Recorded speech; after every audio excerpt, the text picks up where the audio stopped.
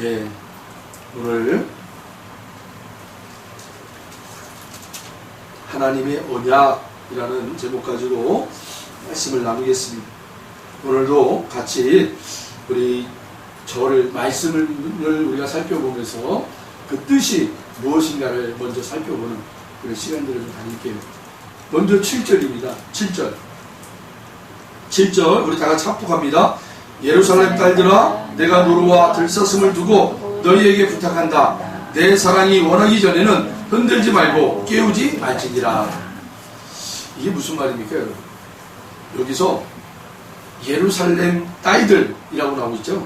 예루살렘 딸들, 이게 바로 남성형입니다. 남성형. 그렇기 때문에 이 예루살렘 딸들 하면 이건 지금 뭘 뜻하냐면 인본주의, 율법주의, 그 다음에 유대주의를 가리키고 있어요. 이 예루살렘 딸들이라는 이 표현은 바로 인본주의, 율법주의, 유대주의를 가리킨다 라고 여러분 아시면 되겠습니다. 그리고 이 구절에 있는 내 사랑이라고 단어 있죠. 내 사랑. 이 내 사랑은 솔로몬과 술라민의 사랑으로 아가페적 사랑이에요. 아가페적 사랑. 그러니까 여러분, 이 아가페적 사랑은 무슨 사랑입니까? 신적인 사랑이다. 신적인 사랑. 그러니까 노루와 사슴, 이 단어는 상당히 어렵고 논란의 여지가 참 많아요. 갑자기 노루와 사슴이 나타나는데 이 노루와 사슴을 통해서 뭐라고 그러는 거예요? 너희에게 부탁한다. 내 사랑이 원하기 전에 흔들지 말고 깨우지 말지니라 라고 되어 있어요. 노루와 사슴. 이거는 여러분, 이 노루와 사슴이라는 단어가 어떤 단어를 사용했는지를 살펴보셔야 돼요. 특별히 72년이라는 성경책을 보시고 그렇게 살펴봅니다. 여러분, 72년이라는 성경은 뭐냐면 옛날에 히브리 사람들이 이제는 다 이방 나라에 막 포로로 끌려가고 그렇게 막 흩어졌잖아요. 예? 그래서 이 히브리 사람들이요, 자기네 언어를 잃어버린 거야. 쉽게 말하면 막 우리나라 조선시대 때 일본한테 우리가 압제당했잖아요. 일본한테 압제당하면서 일본 사람들이 우리나라에게 가장 먼저 했던 게 뭐예요? 언어를 쓰지 못하게 하는 거잖아요. 그리고 일본어를 가르치잖아요, 학생 때부터. 그래서 이게 조금 더 길어지면 정말 우리나라 사람들이 언어를 잃어버린단 말이에요. 일본말만 쓰다 보니까. 히브리 사람들도 마찬가지예요. 히브리 사람들도 포로기 때 몇십 년 동안 이게 포로 생활을 하다 보니까 자기들이 언어가 잊어버린 거예요. 이 후대 사람들이. 예? 교육을 받을 수 있는 상황이 아니니까. 그러니까 후대에 이 자기네 언어를 잃어버린 사람들을 위해서 그럼 우리가 하나님의 말씀을 이 사람들이 읽을 수 있게끔 번역을 해서 그들에게 성경책을 주자, 율법책을 주자. 그게 바로 72년이에요. 72년. 이 72년이라는 이 책은요, 바로 히브리어 성경책을 그들의 우리 다음 세대, 이 사람들이 우리 히브리 언어를 잃어버렸기 때문에 이 아람어를 사용하는 사람들에게 쉽게 읽을 수 있도록 번역하는 거예요. 책을. 그 번역을 한 책이 바로 72년이에요. 그러니까 여러분, 우리 지금 많은 그 학자들이나 목사님들이 이 히브리 사람들의 어떤 사고, 이 히브리 사람들의 어떤 문화, 이런 것들을 좀 더 깊이 알려면 이 72년 성경을 반드시 봐야 돼요. 그러면 이런 게 바로 이런 거였구나. 이런 표현들이구나. 그래서 우리가 이 사람들이 바로 이런 표현을 이렇게 사용했구나, 단어를. 마찬가지로 오늘 노루와 사슴이라는 단어는 어떤 의미냐면 이런 의미예요. 강하다. 전쟁의 군사들, 막강한 전투력, 100번을 싸워도 지지 않는 막강한 군대, 하늘의 군대라는 거예요. 하늘의 군대. 그때 사용한 단어가 바로 노루와 사슴이라는 거예요. 노루와 사슴. 좀 더 이렇게 쉽게 여러분들에게 좀 말씀을 드렸어요. 노루와 사슴 하면 여러분 어떻게 이해하시라고요? 하늘의 군대. 그 하늘의 군대는 막강한 전투력을 가지고 있는 그런 군대라는 거예요. 군대. 오늘날로 얘기하자면 특공대. 일당백으로 싸워도 지지 않는 특수부대. 이런 표현이 바로 히브리스 사람들이 사용할 때 노루와 사슴이다 라고 표현했단 말이에요. 노루와 사슴. 하나님의 군대다 라는 거죠. 여기 보면 여러분, 그래서 노루와 사슴을 그냥 읽으면 어떻게 읽어지는 거예요? 도대체 노루와 사슴으로 부탁을 하는 게 뭐냐라는 거예요. 당황하게 되는 거예요. 도대체 우리가 그냥 이거를 해석을 안 하고 노루와 사슴인데 노루와 사슴이 왜 뭐 어쩌다는 거예요 도대체.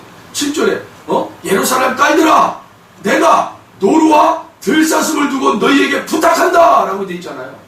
아니 노루와 들사슴 해가지고 뭘 부탁을 해요? 이게 성경이 그래서 이해가 안 된단 말이에요. 이거는 이런 내용입니다. 신랑이 나를 깃발로 덮고 이렇게 포교에 안고 있다는 것을 자각한 하나님의 백성들이 힘이 나는 거예요. 힘이 나는 거예요. 와, 내가 하늘 군대 맞구나. 할렐루야. 저와 여러분이 하나님 나라의 군대입니다, 여러분. 아멘. 이걸 깨달으면서 우리가 와, 맞구나. 내가 하나님 나라의 군대구나. 할렐루야. 아멘. 하나님 나라의 왕이신 우리 하나님이 나를 보호하고 계시는구나. 나를 지켜주시는구나. 그런 의미예요, 이 표현이. 노루와 들사슴에게 내가 부탁한다. 이 말이 그 하늘의 군대인 우리들을 하나님이 이께서 우리를 지켜주시고 우리를 보호하신다. 이거를 우리가 스스로 깨닫는 거예요. 삶 속에서. 그런데 왜 네가 나를 신랄하고 왜 네가 나를 폄하하냐? 네? 여러분, 그럴 때 있잖아요. 여러분의 삶 속에서. 네? 나는 하나님 군대 맞는데 하나님이 왕이 되어셔서 나를 지켜주시고 나를 보호해 주시는데 왜 네가 나를 신랄해? 왜 네가 나를 폄하해? 왜 네가 나를 자꾸 아니라고 얘기를 해? 하나님은 나에게 너 하나님 군대야 라고 하시는데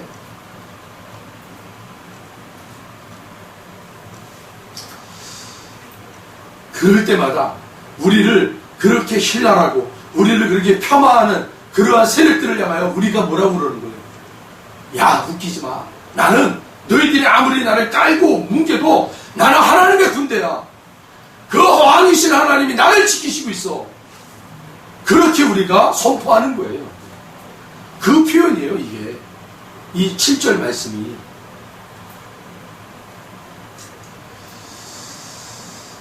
하나님께서 저와 여러분을 그렇게 당신의 군대처럼 보호하시고 지키시고 신부처럼 고결한 신부처럼 그렇게 여러분이 세상의 자리에서 그렇게 흠잡을 만한 그런 모습이 안 보이도록 하나님이 철저하게 여러분들을 그렇게 구별하고 거룩하게 만들어 가신다는 거예요. 그런데 세상은 야, 니까지 이게 무슨 예수 믿는다고 그래. 너 하나도 옛날이랑 지금이랑 아무것도 변화가 없는데 너 예전이나 지금이나 똑같잖아. 뭐 그렇게 이제 막 우리를 이제 비하시킨단 말이야. 그런데 하나님은 나에게 계속 얘기하는 거야. 야, 너는 내 신부야. 너는 내 나라의 군대야. 내가 너를 지킬게. 내가 너를 끝까지 보호해줄게. 저 세력들이 아무리 너를 신랄하고 너를 아무리 비아냥거려도 나는 너를 그들의 비아냥한 걸 다 막아주고 너는 거룩한 나의 신부로 내가 이렇게 지켜줄게.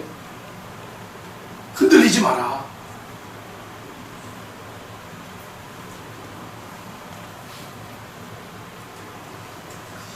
그렇게 우리 하나님, 우리의 왕이신 그분께서 얘야, 나만 봐라. 저 세상에 기울이지 말고 저 세상이 너에게 보게 하는 것들을 보지 말고 나만 봐. 내 음성만 들어. 할렐루야. 네. 여러분 그 표현이란 말이에요. 이 7절이. 네. 예루살렘 딸들아, 내가 노루와 들사슴을 두고 너희에게 부탁한다. 내 사랑이 원하기 전에는 흔들리지 말고 깨우지 말라. 야, 예루살렘 딸들아, 야 이놈들아, 율법주의자들아, 이 인본주의자들아, 이 유대주의자들아, 하나님의 군대인 이 사랑하는 나의 신부들을 흔들지 마. 너희들이 뭔데 내 신부들을, 내 군대를 너희들이 그렇게 비아냥거려. 너희는 전혀 그런 세력이 안 돼. 너희는 그럴 수 없어 하고 하나님이 그렇게 말씀하시는 거예요. 그래서 우리가 여러분 자각하는 거예요. 우리의 삶 속에서 하나님이 나에게 그렇게 말씀하시는데 니 가진 것들이 나를 그렇게 비아냥거려? 야, 이 율법주의야, 이 인보주의 따라 떠나가! 그렇게 여러분 선포하시길 바랍니다. 특히 요즘 시대 인본주의자들이 정말 판을 치잖아요. 판을. 예? 아주 목사님들도 인본주의에 물들어가지고 그 설교 시간에 보면 인본주의적인 설교가 얼마나 많은지 강한지 몰라요. 우리가 그런 것에 현혹되지 마요. 분별하셔야 돼요, 여러분. 계속 깨어 있으셔야 돼요.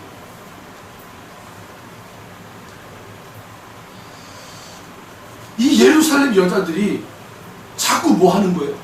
오늘 이 7절을 여러분 마지막 부분에 뭐라고 되어 있어요? 내 사랑이 원하기 전에 흔들지 말고 깨우지 말라! 라고 되어 있잖아요. 그렇다면 이 예루살렘 딸들이 뭐 한다는 거예요? 자꾸 흔든단 말이에요. 하나님의 백성들을, 하나님의 신부들을, 하나님의 군대들을 자꾸 흔들고 있단 말이에요. 이 예루살렘 딸들이 뭐라고 했다고요? 아까? 인본주의, 율법주의, 유대주의, 사도 바울이 똑같이 뭐라고 그랬어요? 초대교회 때. 어느 교회를 딱 갔더니만 이것들이 나는 개바파요, 나는 아볼로파요, 나는 베드로파, 나는 바울파요, 나는 그리스도파요, 막 지들끼리 막 파를 만들어가고 당을 만들어가지고 교회 안에서 치고받고 싸우고 있는 거예요. 예? 이 바울이 이 모습을 보고는 야, 니들 도대체 뭐 하는 짓거리야? 이 당을 지을 수 있냐, 너희들이 지금. 그리고 할례를 받은 자에게 이 율법주의자들이 와가지고 뭐라고 그래요? 할례 안 받은 자에게 와서 할례를 받아야 구원이 있다. 그렇게 얘기했잖아요. 아니 율법을 지켜야지. 율법에 하나님이 우리에게 할례를 해야 된다고 그랬는데 너는 어찌하여 할례를 받지 않느냐 하고 막 징계하잖아요. 그러니까 바울이 뭐라고 그래요? 야이 막 속된 말로 그냥 야, 이 더러운 놈들아, 니네들이 복음을 그렇게 퇴색시키냐? 복음은 절대 그런 거 아니야. 그런 행위로 복음 구원받는 거 아니야. 하나님의 할례를 받게 하신 것은 그때 너희들이 하도 못나게 그렇게 하니까 구별되게 하기 위해서 하나님이 이렇게 조치를 한 거지. 지금 예수 그리스도를 통해서 십자가에서 그 구원이 완성됐는데 믿음으로만이 구원받는다고 했는데 어찌 무슨 할례야, 할례기.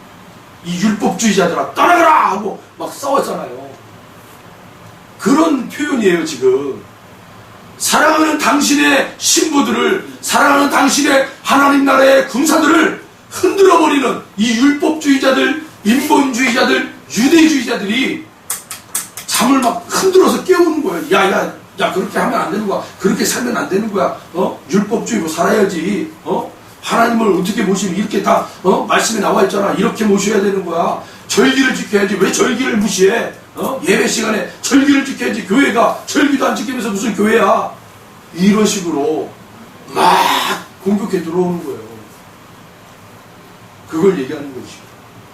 우리 안에도 그런 게 있단 말입니다. 우리 안에도 뭔가 주일 성수하면 찝찝한데 마음으로 하나님을 만나려고 하는 생각으로, 행동으로, 행위로 뭔가를 해야 한다는 거기에 우리가 다 사로잡고 있다. 지금 그것을 이 7절에서 강력하게 얘기하고 있는 거예요. 강력하게.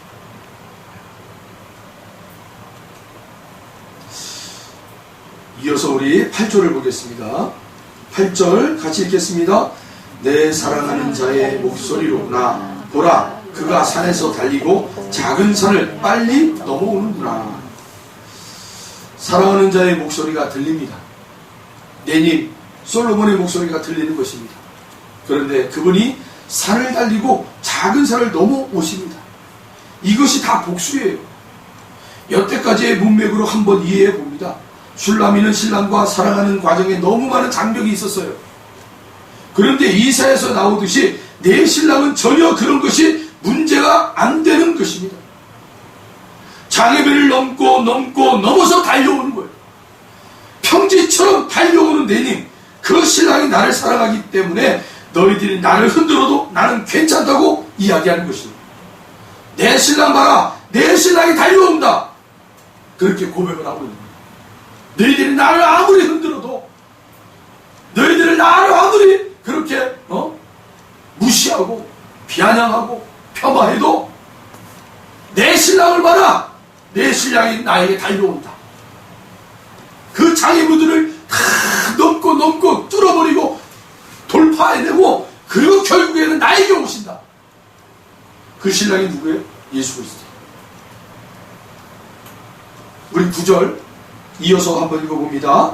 내 사랑하는 자는 노루와도 같고 어린 사슴과도 같아서 우리 벽 뒤에 서서 창으로 들여다보며 창살 틈으로 엿보는구나. 여기서 어린이라고 번역이 된 단어는 젊은이라는 뜻입니다. 젊은. 그러니까 여러분, 가장 강력한 힘을 가진 젊은이라는 뜻이에요. 젊은. 즉, 내 사랑하는 자는 노루와 사슴인데 젊은 사슴이라는 거예요. 가장 강력한, 가장 힘을 세게 내는 그러한 사슴과 노름이라는 거예요. 이 세상 그 어떤 것도 이 천군을 이길 수 없다는 거예요. 그렇게 강력한 힘을 갖고 모든 장애물을 뛰어넘고 그 신랑이 나에게 오셔서 그 신랑이 나를 확 덮어버리는 거예요. 그게 바로 뭐라는 거예요? 구원이라는 거예요. 구원. 여러분, 그런 체험을 여러분의 삶 속에서 하셔야 됩니다. 네.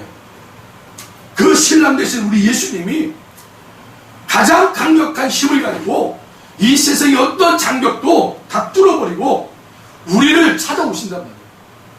우리의 문제 가운데 그 예수님이 뚫고 지나오셔서, 야, 이 문제 신경 쓰지 마, 내가 너를 덮어줄게, 내가 너를 구원해줄게 하고 그냥 확 덮어버리는 거예요.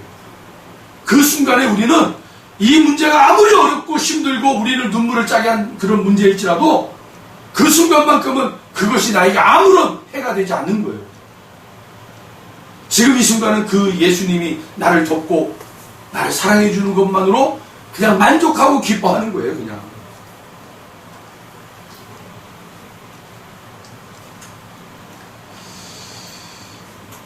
그리고 그것을 알고 가는 것이 여러분 뭐예요? 우리 기독교 신앙이에요. 신앙. 아, 우리의 삶 속에서 우리의 신앙이 바로 이런 거구나. 내가 이 삶을 살다가 내가 이게 정말 우겨쌈을 살고 있는 이 현장의 자리에서 정말 힘들고 눈물 흘릴 수밖에 없는 나의 삶 속에서 갑자기 그냥 예수님의 은혜가 막 쏟아져 버리는 거예요. 막 찬양을 듣는데 막 감동이 되는 거예요. 막 말씀을 듣는데 막 은혜가 되는 거예요. 지금 현재 나의 문제가 있음에도 불구하고 이 문제가 전혀 나에게 영향력을 끼치지 못하고 그냥 찬양의 감동으로 눈물로 하나님 앞에 찬양으로 그냥 예배를 드리고 말씀의 은혜를 받아가지고 막 말씀에 막 그냥 감격을 하고 그렇게 기도하고 막 그러더라는 거예요. 여러분, 그게 바로 우리의 신앙생활이라는 거예요. 신앙생활. 그 예수님, 나의 신랑이신 예수님, 어떤 세력도 그 예수님을 막을 수 없는 그분, 젊은 노루와 사슴, 가장 강력한 힘을 가지고 있는 그분이 우리 예수님이라는 거예요. 그래서 우리가 아무리 어렵고 힘들어도 그 예수님이 우리에게 이런 기쁨을 안겨준단 말이에요. 감격을 안겨준단 말이에요. 여러분, 여러분의 삶 속에서 이런 기쁨과 감격을 여러분 받고 있는지요? 여러분들이 이러한 삶 속에서 여러분들이 이런 주님의 은혜를 받고 있다면 여러분들은 정말 예수님 만나서 구원받은 하나님의 백성들이 맞는 거예요. 여러분 삶 속에서 그것을 경험하게 하시는 거예요. 하나님이, 아, 너 진짜 내 자녀야, 내 아들 예수를 통해서 너는 영생을 부여받은 자야, 그러니까 걱정하지 말아라, 두려워하지 말아라 하고 계속해서 우리에게 이런 하늘의 은혜를 우리에게 계속 주시는 거예요. 여러분, 이런 은혜를 받으셔야 되는 거예요. 세상에 어떤 문제가 있다 할지라도 이 문제가 그 순간 하나님의 그 은혜가 우리에게 부어지는 순간에는 이 문제들은 아무런 정말 우리에게 영향력을 끼칠 수 없는 거예요.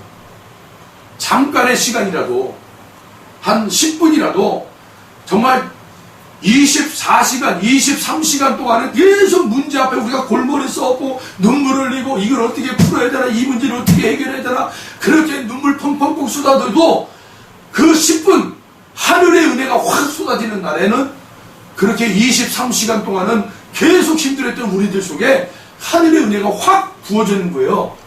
그때 뭐지 이게? 23시간 동안은 내가 계속 눈물 콧물 찐물 자고서 막 힘들어했는데 이게 하늘의 은혜구나, 이게 하나님이 우리에게 주시는 평안이구나, 이걸 맛보는 거예요, 여러분. 네. 그래서 여러분, 그 우리에게 잠깐 주어지는 은혜가 여러분 우리 전체를 시간을 할애해서 우리를 공격해오는 그 문제들을 이 잠깐에 여러분 주시는 은혜로 이걸 견뎌내고 이겨내고 그렇게 여러분 정복해 가는 거예요. 아멘. 그런 은혜를 저와 여러분 계속 받으셔야 돼요. 네. 예전에 그랬었는데 지금은 아니에요, 여러분. 하나님의 은혜는 지속적인 거예요. 네. 당신이 우리를 구원하기까지 멈추지 않는 거예요. 네. 완전한 그 구원의 자리에 들어가기까지 그 하나님의 은혜의 손길은 멈추지를 않아요. 하나님의 그 은혜의 손길이 여러분 삶의 자리에 멈췄다면 뭔가 우리가 틀어져 있다는 거예요. 얼른 회개하시고 돌이시고. 10절 11절 같이 읽어봅니다. 10절 11절입니다. 나의 사랑하는 자가 내게 말하여 이르기를 나의 사랑 내 어여쁜 자야 일어나서 함께 가자. 겨울도 지나고 비도 그쳤고. 할렐루야. 네.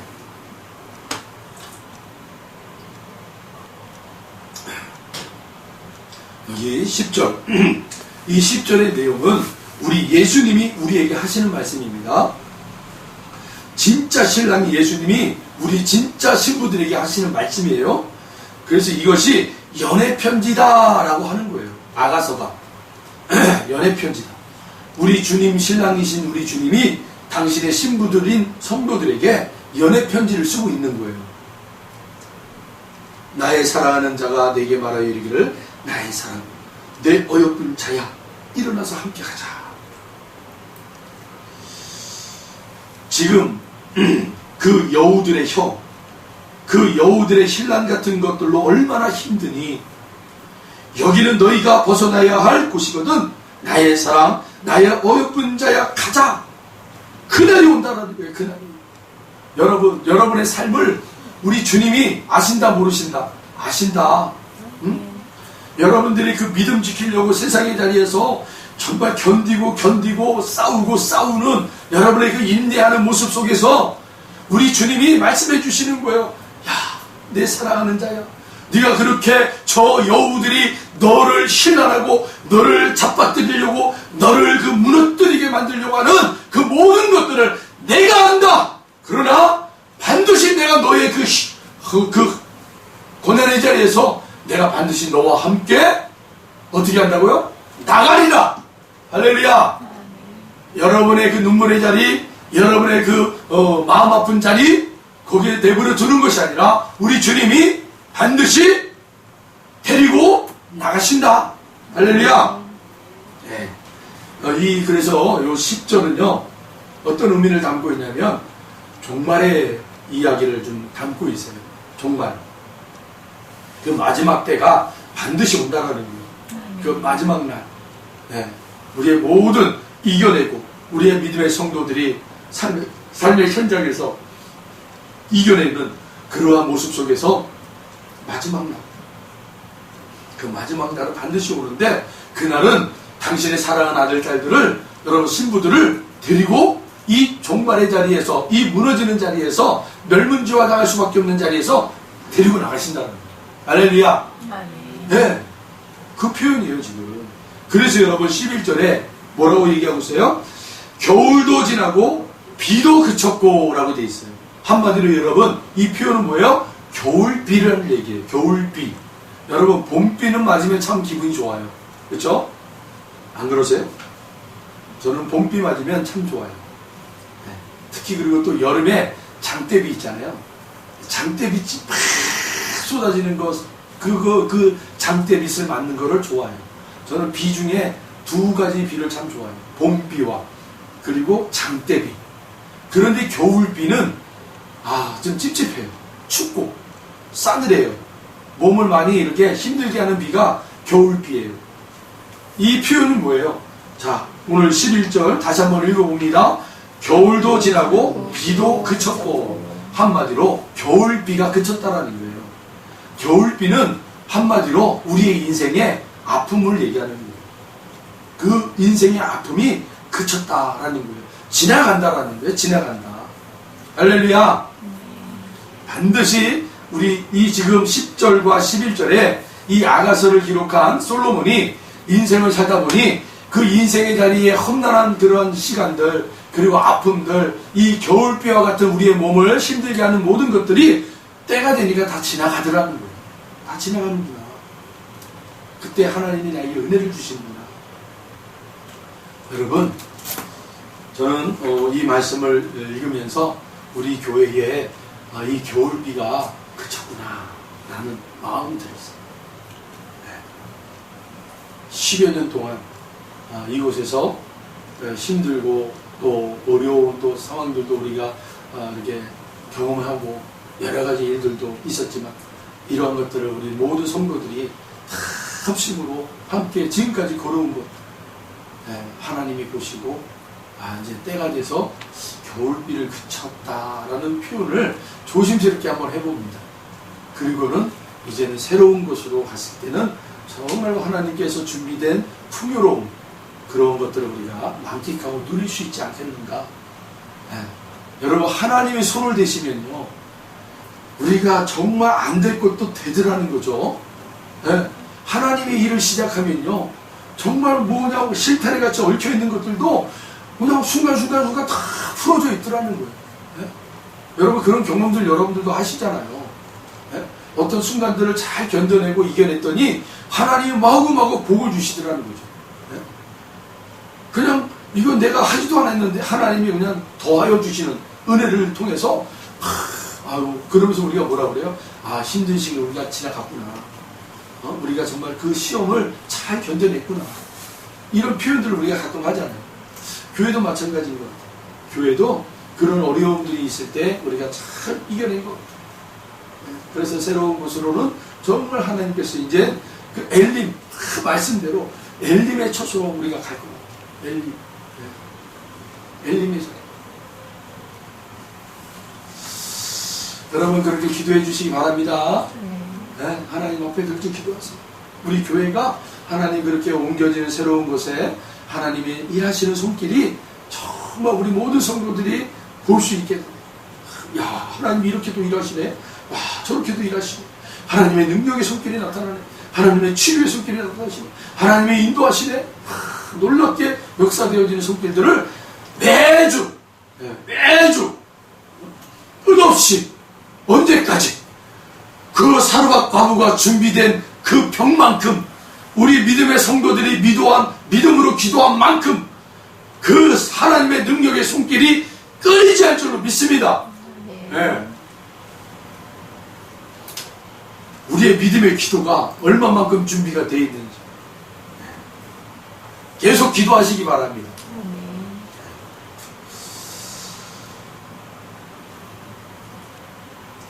그래서 참 이 겨울비는 그치고 인생의 어려움은 그치고 할렐루야. 여러분의 인생의 자리에도 이런 겨울비가 그치는 날이 반드시 오실 것입니다. 자, 12절로 14절까지 우리 함께 읽어봅니다. 12절로 14절입니다. 지면에는 꽃이 피고 새가 노래할 때가 이르렀는데 비둘기의 소리가 우리 땅에 들리는구나. 무화과 나무에는 푸른 열매가 익었고 포도나무는 꽃을 피워 향기를 토하는구나. 나의 사랑, 나의 어여쁜 자야, 일어나서 함께 가자. 바위 틈 낭떠러지 은밀한 곳에 있는 나의 비둘기야, 내가 내 얼굴을 보게 하라. 내 소리를 듣게 하라. 내 소리는 부드럽고 내 얼굴은 아름답구나. 아멘. 12절에 여러분 여기에 나오는 중요한 단어가 바로 비둘기죠. 비둘기. 비둘기는 성경에서 무엇을 상징한다고 그랬어요? 평화를 상징한다고 그랬잖아요. 그 근거는 노아가 그 방주에 있을 때 여러분 물이 가랬는지 물이 아직도 있는지 이 비둘기를 내보냈을 때 비둘기는 나갔다가 뭘 가지고 들어와요? 잎새를 탁 물고 들어오잖아요. 그런데 까마귀는 나가서는 시체를 먹느라고 안 들어왔어요. 그래서 비둘기는 그때부터 기쁜 소식, 평화의 소식을 전해주는 그런 새구나 하고 그때부터 비둘기는 평화의 상징으로 불려졌단 말이에요. 그래서 여러분 성경에서 비둘기가 나오면 항상 평화라는 것을 떠올리시기 바랍니다. 자, 비둘기. 야, 이제 이 12절이 뭐예요? 야, 이제 평화가 왔다. 그 소낙비, 겨울비가 그치고 이제는 우리에게 평화가 왔다. 평화가 왔다. 봄이 왔다. 봄이 왔어. 겨울이 끝났다. 우리의 인생의 고달픔은 끝났다. 이제는 하나님께서 우리에게 복을 내려주시는구나. 여러분, 그런 표현이에요. 12절. 이제 우리가 그렇게 기다리고 기다렸던 우리의 고향의 땅에 도착했구나. 할렐루야. 우리 땅. 네. 여러분 12절의 마지막 부분에 보니까 지면에는 꽃이 피고 새가 노래할 때가 이르는데 비둘기의 소리가 우리 땅에 들리는구나. 우리 땅이라고 그래요. 우리 땅. 네. 하나님이 우리를 보고 뭐라고 표현하는 거예요? 우리라고 표현하고 있어요. 우리. 하나님이 창조주이신 그 아버지 하나님이 저와 여러분을 하나님과 동격으로 우리라고 표현해 줬다는 거예요. 불러주셨다는 거예요. 네. 우리 땅에 들어갔다. 그리고 13절에 뭐라고 얘기하는 거예요? 봄이 온 거라고 표현하고 있잖아요. 13절에 봄이 왔다. 봄이 왔어. 무화과 나무에는 푸른 열매가 익었고 포도나무는 꽃을 피워 향기를 토하는구나. 나의 사랑 나의 어떤 자여 일어나서 함께 가자. 네. 봄이 왔다는 인생의 봄꽃이 온 거예요. 봄이요. 우리 은혜의 강교회 봄이 오는 거예요. 이제 네? 이 봄이 왔을 때 여러분 잘 기도의 씨앗을 뿌려야 돼요. 믿음의 씨앗을 잘 뿌려놔야 돼요. 여러분 봄이 왔다고 여러분 그렇게 퍼져버리면 안 돼요. 네? 신앙의 자리에서 여러분 봄이 왔을 때 아이고 이제 살만하다 퍼져버리는 그런 신앙인들이 참 많아요. 그때가 뭐 하는 때예요? 봄이 오는 날은 여러분 그때 씨앗을 뿌려야 되는 거예요. 우리 성도들의 씨앗은 뭐예요? 기도의 씨앗이에요. 그 봄이 왔을 때 기도의 씨앗을 뿌려야 되는 거예요. 그 옛날에 겨울비가 내렸을 때는 그때는 기도를 안 했나요 우리가? 그때는 그 겨울비를 여러분 막아달라고 기도했잖아요. 하나님 이 겨울비가 그치게 해달라고 우리가 기도했잖아요. 하나님 이 겨울비가 속히 물러가게 해달라고 기도했잖아요. 그거는 뿌린 게 아니죠. 막아달라고 보호해달라고 그렇게 했다면 이제 봄이 왔을 때는 뭐 해야 되는 거예요? 기도에 열매 맺을 수 있는 기도의 씨앗을 뿌려야 됩니다. 할렐루야. 네. 여러분 이건 신앙의 이 사이클이란 말이에요. 사이클. 이 사이클을 우리가 잘 이해하셔서 우리에게 하나님이 은혜 주신 날에 여러분 정말 많은 사람들이 은혜를 받았을 때 이렇게 퍼져버리는 신앙을 할 때가 많아요. 근데 절대 그러면 안 된다는 거예요. 그렇게 은혜가 왔을 때, 봄이 왔을 때는 기도의 씨앗을 반드시 뿌려야 돼요. 그래서 잠언에 보니까 이 지혜롭지 못한 사람들에게 어떤 곤충을 놓고 본받으라고 그래요? 개미. 응? 개미가 여름 내내 땀을 흘리면서 곡식을 그렇게 모아두고 있는 게 뭐냐? 겨울을 준비하기 위해서. 네? 우리 성도도 마찬가지예요.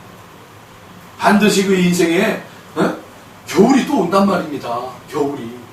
그때를 준비하기 위해서 우리는 반드시 이 봄날에 기도의 씨앗을 많이 뿌리셔가지고 그 겨울이 왔을 때 우리가 뿌려놓은 이 기도의 씨앗들이 그날에 잘 자라서 우리를 여러분 힘을 주고 능력을 주고 인내를 주고 사랑을 주고 풍요를 주는 거예요. 그래서 그 겨울비를 우리가 잘 견뎌낼 수 있고 지나갈 수 있는 거예요. 할렐루야. 그런 은혜를 지금 여기서 말씀하고 있는 거예요. 자, 그리고 14절 우리 14절 같이 한번 읽어봅니다. 바위 틈 낭떠러지 은밀한 곳에 있는 나의 비둘기야, 내가 내 얼굴을 보게 하라. 내 소리를 듣게 하라. 내 소리는 부드럽고 내 얼굴은 아름답구나. 여기 보시면 바위 틈 낭떠러지라고 되어 있잖아요. 이 표현. 요 표현이 어떤 표현이냐면 바로 독수리들을 피하는 산비둘기들의 피난처가 바로 이러한 바위 틈 낭떠러지예요. 독수리를 피하기 위해서 여러분 잠깐 숨어 있는 곳, 그것이 바로 이 바위 틈 낭떠러지예요. 산비둘기들이 다 숨어 있는 곳. 왜 이런 단어가 갑자기 나오는지 여러분 좀 의아하시죠? 이것은 피난처에 안전하게 숨어있는 내 비둘기라는 말을, 그런 뜻을 담고 있어요. 그러나 이 말은 또 대적이 있다는 것을 뜻하기도 해요. 우리의 대적이 반드시 있다.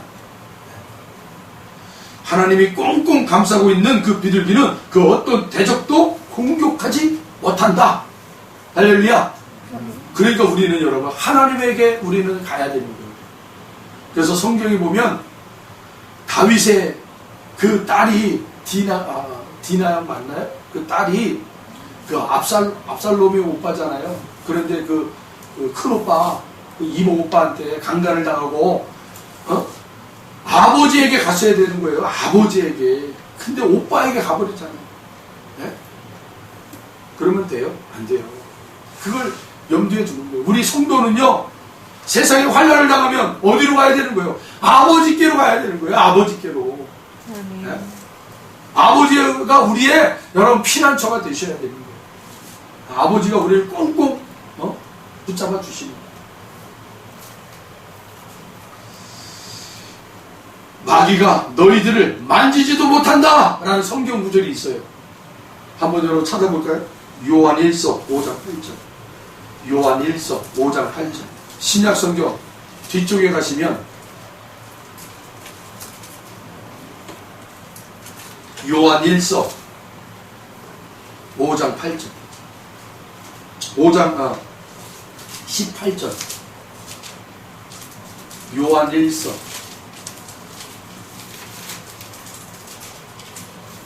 5장 18절.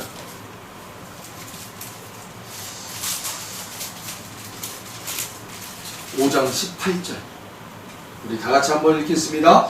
하나님께로부터 난 자는 다 범죄하지 아니하는 줄을 우리가 아노라.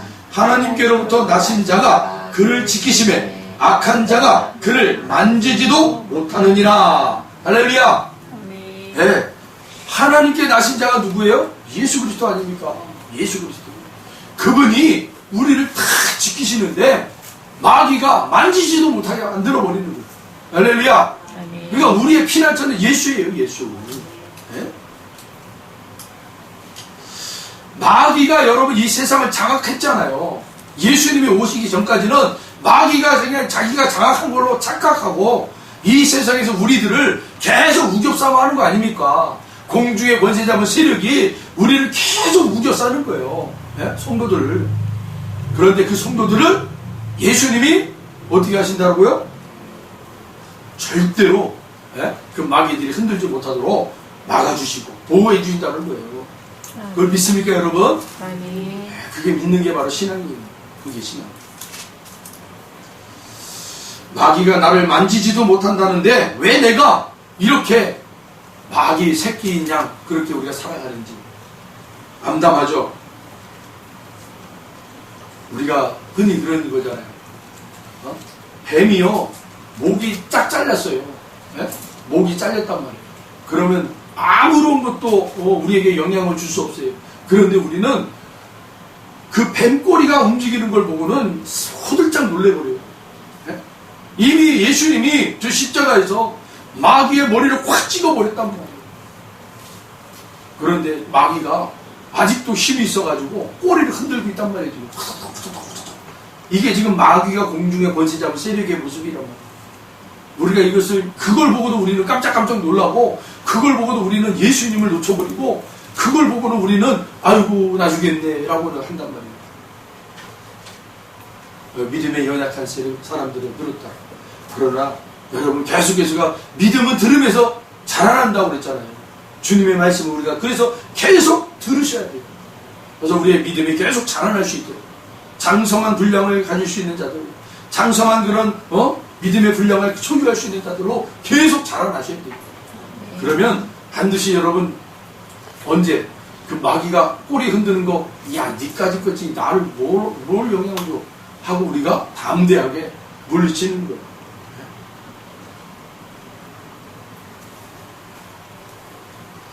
그런 표현입니다, 여러분. 24절의 내용이. 자, 그럼 15절, 우리 한번, 15절 같이 한번 읽어봅니다. 우리를 위하여 여우, 곧 포도원을 허는 작은 여우를 잡으라. 우리의 포도원에 꽃이 피었습니다. 이 15절에 나오는 그 여우가 무엇인지 여러분 에스겔서 13장 4절에 가면 이렇게 표현하고 있어요. 이스라엘아, 너희의 선지자들은 황무지에 있는 여우 같으니라 라고 되어 있어요. 그러니까 여러분, 오늘 이 아가서에서 15절에서 나오는 여우는 누구를 지칭하는 거예요? 선지자. 그런데 그 선지자가 어떤 선지자예요? 거짓 선지자. 오늘날도 거짓 목회자들이 많단 말입니다. 그들의 안위와 그들의 영가를 위해서만 하나님의 말씀을 가지고 장난질하는 사람들이 있단 말입니다. 그런 거에 또 많은 사람들이 놀아나요. 그래서 안 된다는 거예요. 그런 여우를, 우리의 포도밭을 허물어버리는 그 여우들, 거짓 선지자들을 쫓아내라. 여러분, 성도들이 그래서 깨어 있어야 돼요. 여러분, 말씀 안에 깨어 있으셔야 돼요. 신천지 같은 것들이 와가지고 중직자들한테 살라 야, 이런 성경 공부 참 멋지지 않냐? 한번 들어봐. 거기에 다 넘어가서 그냥 신천지에 다 넘어가 버리고. 이게 뭡니까, 여러분? 참 부끄럽지 않습니까? 우리 교회가 성도들을 그렇게 말씀에 훈련을 시키지 못했다라는 거예요. 반증하는 거예요, 그건. 그런 것에 그냥 속아 넘어가가지고 목사도 넘어가고 사모도 넘어가고 장로도 넘어가고 집사도 넘어가고 다 넘어가 버리는 거예요. 이게 지금 하나님께서 정말, 야, 니들의 수준이 바로 이런 거야 지금 하고 우리에게 지금 말씀해 주시는 거 아닙니까? 부귀영화를 누려서 정말 수천 명이 모이는 교회를 만들어서 그렇게 많은 사람들이 와서 예배를 드리면 뭐합니까? 이단들이 와가지고, 야, 우리의 밥들이다. 이것들, 야, 이렇게 한데 모아줘서 고마워. 이러한 수천 명을 한데 모이는 자리를 우리가 어떻게 발견해? 야, 너희들 고맙다. 그러지 않겠냐고요. 참으로 통탄할 일이잖아요. 통탄할 일. 저 이단들이 기성교회들을 향하여, 와, 고맙다, 야. 우리가 어디 가서 이런 수백 명의 사람들을 한데 모아서 이렇게 웅집하게 만들 수 있겠냐? 야, 아주 까무러쳐요. 제가 이렇게 좀 이 이단들을 놓고 또 우리 교회들을 놓고 기도할 때마다 하나님이 이렇게 말씀하시는구나. 정말 너희들의 수준이야 이게 지금 딱 저 이단들이 먹을 만큼 정말 저들이 그 선악과를 바라보면서 보암직다, 먹음직스럽기다, 이야, 탐스럽다. 너희들의 교회가, 너희들의 성도들이 딱 그 수준이란 말이에요. 넘어갈 만큼 그렇게 모아놨단 말이에요. 그러면 우리는, 와, 우리가 부흥했다. 하나님 우리의 영광을 주셨다. 영광은 무슨 영광이에요? 여러분, 말씀을 깨우셔야 돼요. 말씀 안에 여러분 날마다 깨어나셔야 돼요. 그래서 이 거짓 선지자들의 이 혀눌림에 놀아나서는 안 되는 거예요. 그래서 말씀을 정확하게 여러분 분별할 줄 알아요. 그 달콤한 유혹에 우리가 다 넘어져 지금. 네?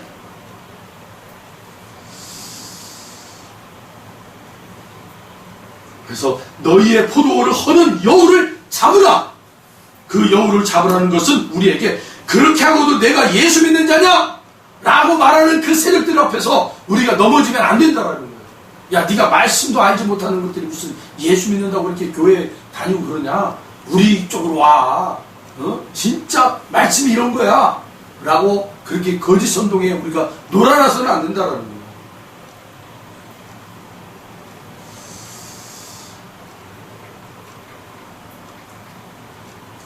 초대교회도 갈라디아 교회도 고린도 교회도 똑같이 거짓 선지자들이 항상 침투에 들어와서 율법주의를 가르쳤단 말이에요. 복음 좋지. 야, 십자가 믿자. 하지만 야, 믿는 것도 좋지만, 야, 절기도 지켜야지. 구제도 너 참 잘한다, 야. 너 착하게 사는 거 참 보기 좋다, 야. 그렇게 얘기하고는, 야, 그래도 이건 해야 되지 않겠냐? 이건 지켜야 되지 않겠냐? 아주 그럴싸하게 그렇게 얘기를 하잖아요.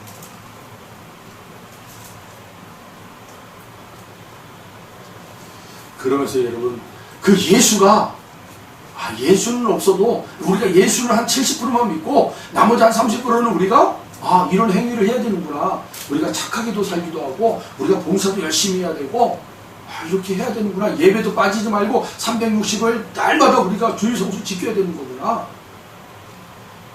예수를 한 70%만 믿어도 이 정도는 다 보태서 해야 되는 거예요. 이게 여러분 거짓 선지자들의 선동이에요. 예수 그리스도의 그 복음을 퇴색시켜버리는 거예요. 희석해버리는 거예요. 여러분, 말씀은요, 예수 100%예요. 예수 100%. 아멘. 다른 어떤 것도 여러분 그 예수 100%에 첨가시킬 수가 없단 말입니다. 보탤 수도 없는 거예요.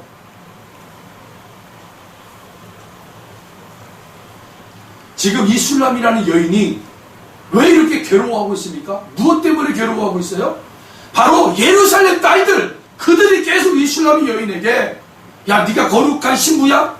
네가 그렇게 신랑을 기다리는 여자야? 야, 그러려면 뭔가 좀 격조를 지켜야 되지 않냐? 뭔가 우리처럼 뭔가 배움이 있어야 되잖아. 뭔가 우리처럼 율법을 지켜야 되잖아. 이렇게 계속 이 술람 여인을 흔들고 있다는 거예요. 누가요?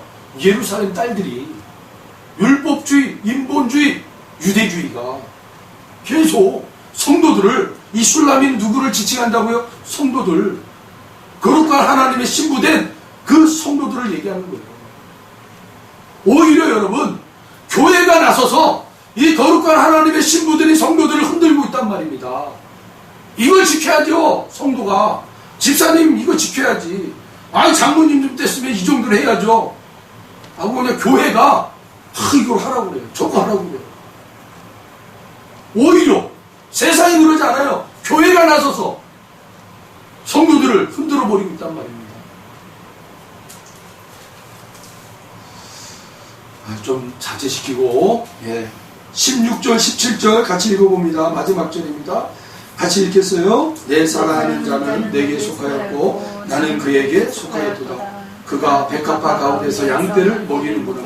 내 사랑하는 자야, 날이 저물고 그림자가 사라기 전에 돌아와서 베들산의 노루와 어린 사슴 같을지라. 할렐루야. 여기 16절에 보면 여러분, 백합화 가운데서 자기의 양떼를 먹이는 그런 모습을 우리에게 좀 보여주고 있잖아요.